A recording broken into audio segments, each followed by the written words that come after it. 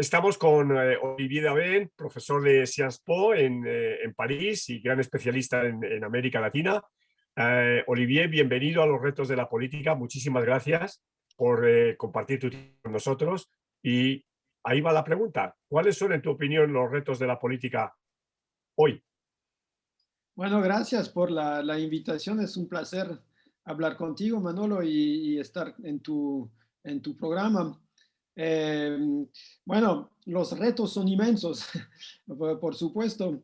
Am, pero yo diría que dependiendo de la manera en que lo miramos, pues vamos a sacar conclusiones muy diversas y a veces un poco ya hasta contradictorias, ¿no? Porque hay un diagnóstico muy común sobre la crisis de la democracia en todo el mundo, sobre el populismo que afecta a la democracia, sobre las respuestas a la pandemia que también afectan a la democracia, etcétera. O sea, hay un sesgo muy, encuentro yo, muy pesimista a veces y, y de alguna manera, pues creo que resulta interesante tratar de equilibrar un poco esa visión muy negativa, muy pesimista, con una visión un poco más desde abajo.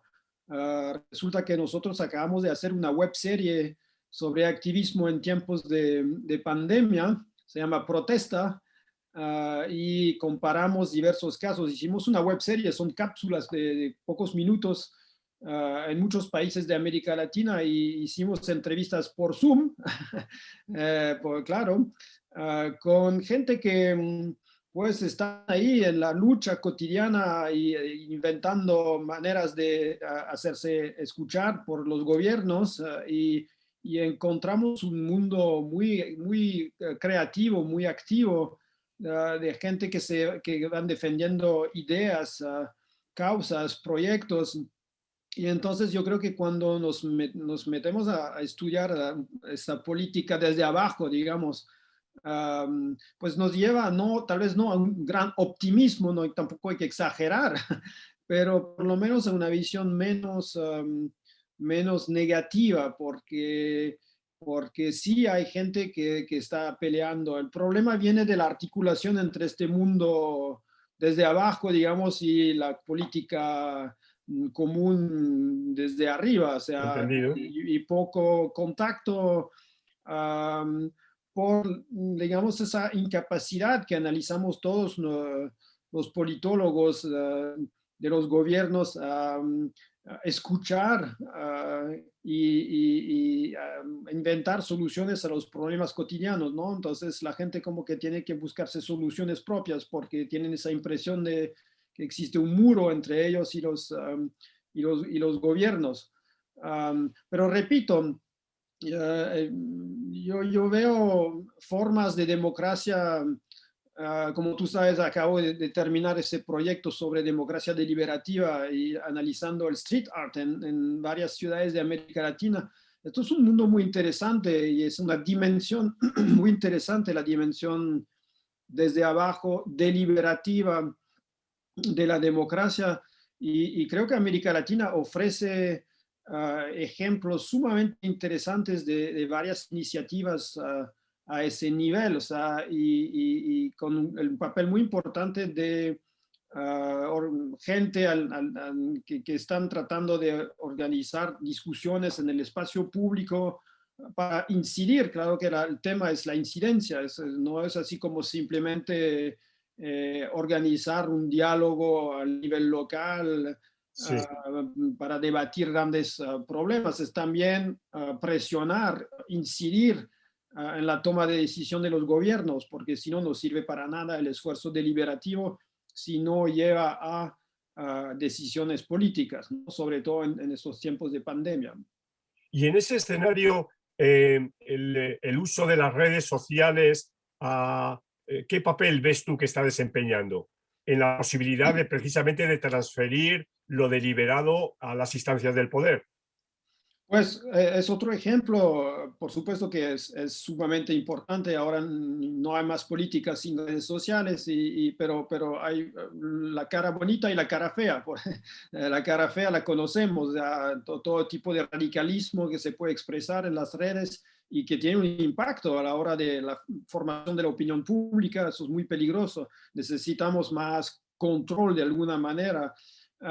Pero también ofrece una expansión del espacio público que es muy interesante porque cualquier puede entrar en las redes y opinar, cosa que era imposible antes, porque no todos teníamos acceso, no toda la ciudadanía tenía acceso a, digamos, a ese espacio público para opinar, para formarse una opinión pública. Entonces, hay las dos caras, pero definitivamente tenemos que prestar más atención a esa digamos, articulación y cómo se construye la incidencia a partir de las redes sociales. Lo que demuestran algunas investigaciones es que el mundo de las redes es una cosa, el mundo de la gente tomando la calle para protestar es otra cosa. A veces es como un movimiento aparece en las redes, se lanza una idea, se moviliza la gente y cuando toman la calle viene otro tipo de liderazgo, otro tipo de manifestación.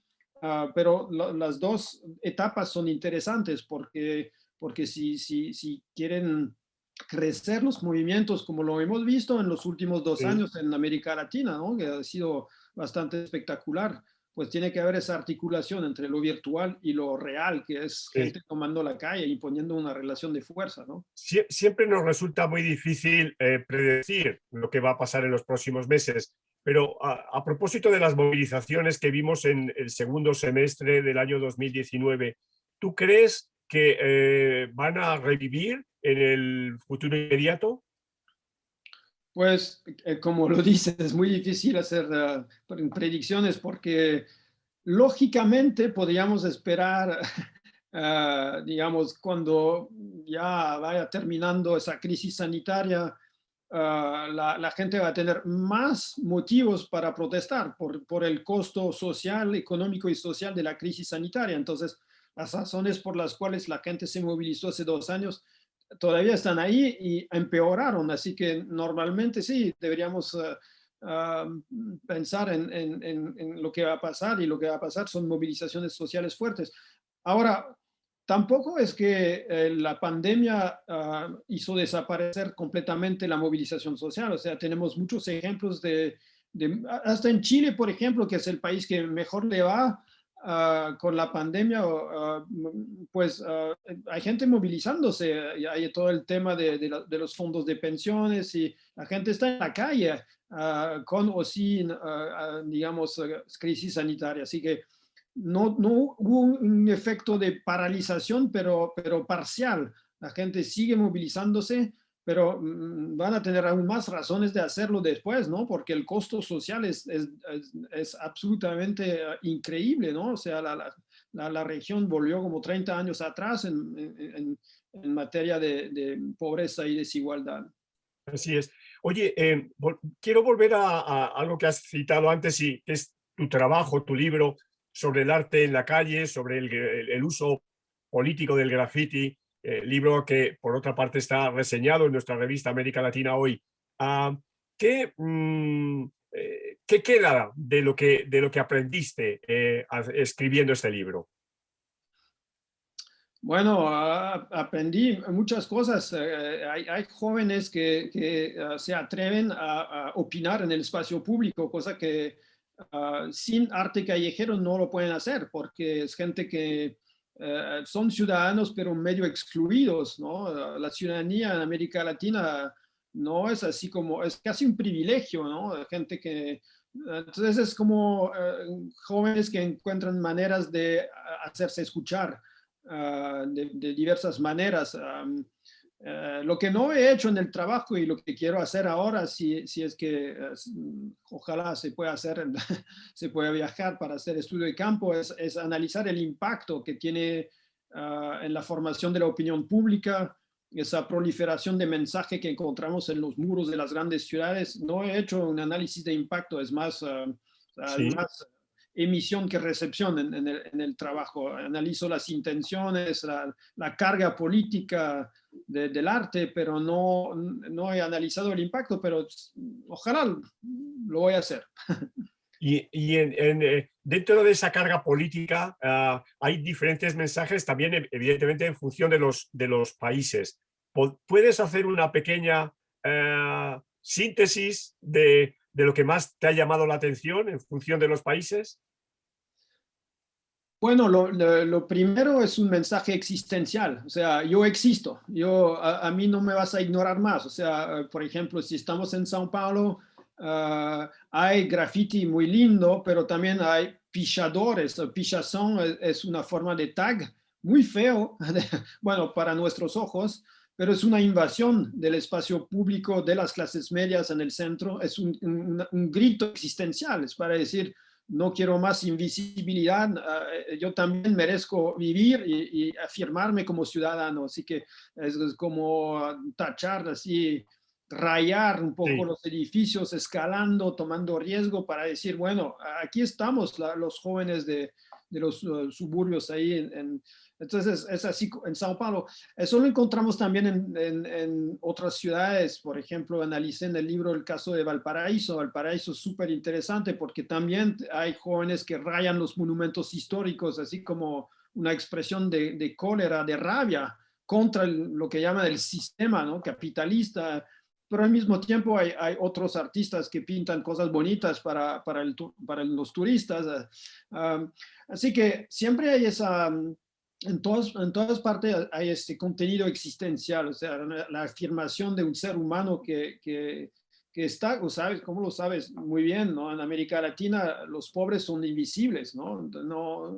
Sí. La clase media no quiere ver la realidad social, entonces es como imponer uh, ese mensaje. Y por lo demás, pues hay temas clásicos, ¿no? Dependiendo de los países, pues no sé, el tema de la paz en Colombia, por ejemplo, el tema de la desigualdad, de la pobreza, por todas partes. O sea, es un arte muy socialmente consciente y con formas artísticas que es como un poco de realismo social, o sea, defendiendo, digamos, los más pobres y excluidos de las sociedades, eso en todas partes. Sí, yo he tenido la experiencia, ¿no?, en Medellín, ¿no?, de la visibilidad que tiene este tipo de expresiones, ¿no?, que son realmente impactantes. Claro, y Medellín sí es otro caso, no he estudiado este caso, pero sí lo conozco y es impactante, claro, claro.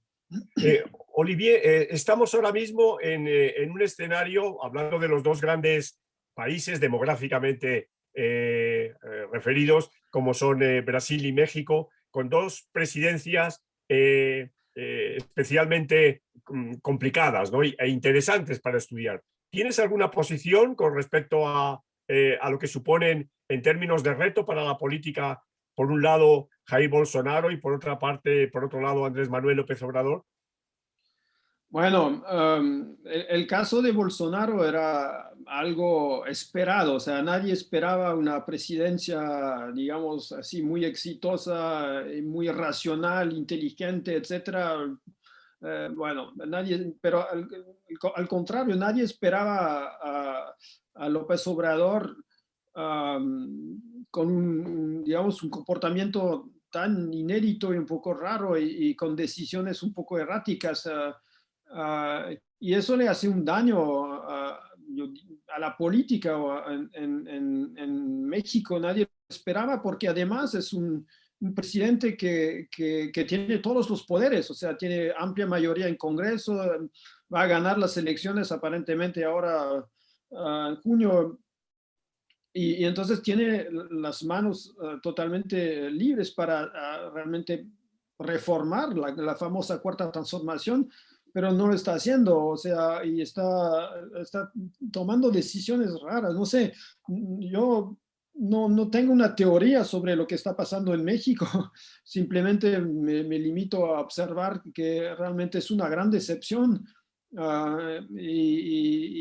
Y México no tiene mucha suerte porque no es la primera vez que hay como una figura política que llega al poder con muchos apoyos y generando muchas expectativas y al final va a decepcionar, está decepcionando. Uh, ¿Por qué es así? Es difícil. Siempre ha tenido, México ha sido un caso un poco complicado, ¿no? Porque comparando con otros países de América Latina, es un país muy dependiente de Estados Unidos. Tal vez sea esa la variable más importante para explicar, ¿no? El carácter errático de ciertas políticas. Y en Brasil, pues sí, lo esperábamos, o sea, ya desde el inicio del primer día se sabía que Bolsonaro iba a ser un Sí, sí. presidente, digamos, terrible. Sí, sí. Bueno, ahora estamos enfocándonos al caso de las elecciones de Perú, ¿no? Porque van a ser también posiblemente una nueva oportunidad fallida o desperdiciada, ¿no? En la política de este país. ¿Cómo contemplas tú a un mes de la segunda vuelta lo que está pasando en el país andino? Bueno, hay algo que vemos en el Perú y que yo creo que vemos en otros países y es digamos, esa fragmentación de la oferta política acompañada de una cierta radicalización de las posturas y de la oferta. Claro que el caso peruano es un caso extremo porque casi no hay partidos políticos, así que puede pasar cualquier cosa. O sea, una primera vuelta es una gran incógnita. Y entonces después se encuentran con una segunda vuelta donde hay dos proyectos totalmente opuestos, bastante radicales, y puede pasar cualquier cosa porque realmente las tasas negativas de Keiko Fujimori son enormes, así que uno puede pensar, bueno, no puede ganar cuando hay tanta gente que la odia, ¿no? Pero tampoco el otro candidato tiene muchos apoyos.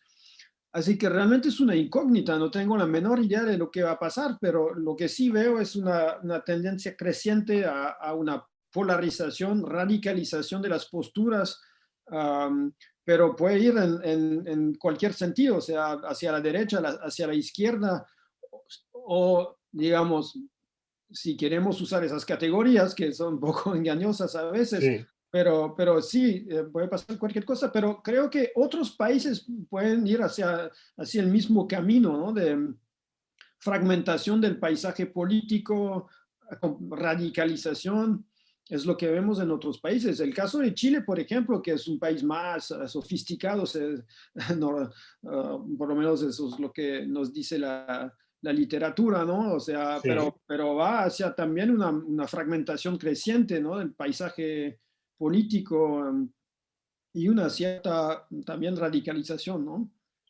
Muy bien, Olivier. Para ya terminar, yo no quiero perder la oportunidad, aunque no sea tu campo de estudio y de especialidad, pero eres ciudadano francés, de preguntarte por Francia. Quedan exactamente un año para las elecciones presidenciales. ¿Y Ese. cuáles son los retos que tiene Francia en este último año? Bueno, no es tan diferente de lo que acabo de mencionar para América Latina, o sea, fragmentación, radicalización. Bueno, yo creo que el presidente, para empezar, no le está yendo muy bien con la crisis sanitaria, o sea, la gente está muy decepcionada, muy así frustrada con las decisiones del gobierno.